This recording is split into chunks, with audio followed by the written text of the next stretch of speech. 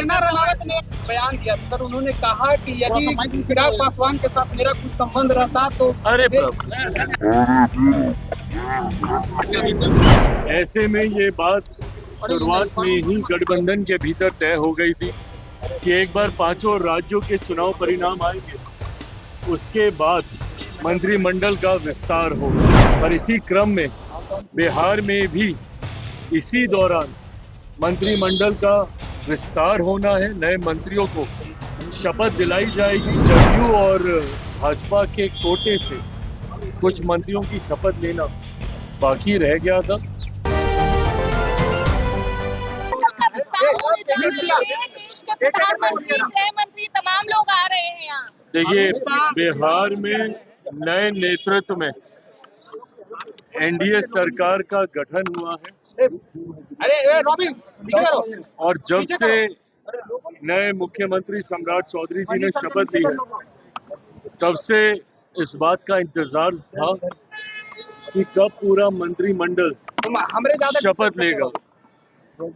ऐसे में ये बात शुरुआत में ही गठबंधन के भीतर तय हो गई थी कि एक बार पांचों राज्यों के चुनाव परिणाम आएंगे, उसके बाद मंत्रिमंडल का विस्तार होगा।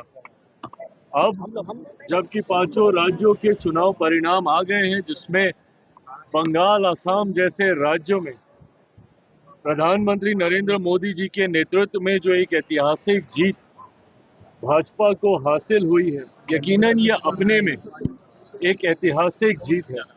पर इसी क्रम में बिहार में भी इसी दौरान मंत्रिमंडल का विस्तार होना है। नए मंत्रियों को शपथ दिलाई जाएगी।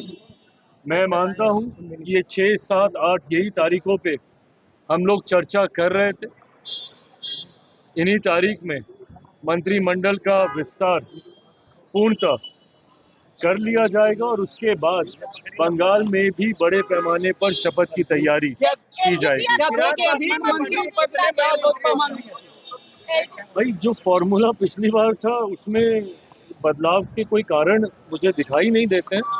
हम लोगों ने पिछली बार जिस तरीके से, हाँ इतना ज़रूर है कि जदयू और भाजपा के कोटे से कुछ मंत्रियों की शपथ लेना बाकी रह गया था। संभवतः इस बार वो भी पूरा कर लिया जाएगा। कंगना रनावत ने एक बयान दिया सर, उन्होंने कहा कि यदि चिराग पासवान के साथ मेरा कुछ संबंध रहता तो अरे गोल, जहां 28 वर्षों के सफर में 18,000 से भी अधिक छात्रों ने डॉक्टर एवं इंजीनियर बनकर सफलता की ऊंची उड़ान भरे है, जहां साधारण छात्र भी बिहार एवं झारखंड टॉपर बनकर बड़ा इतिहास बना रहे हैं।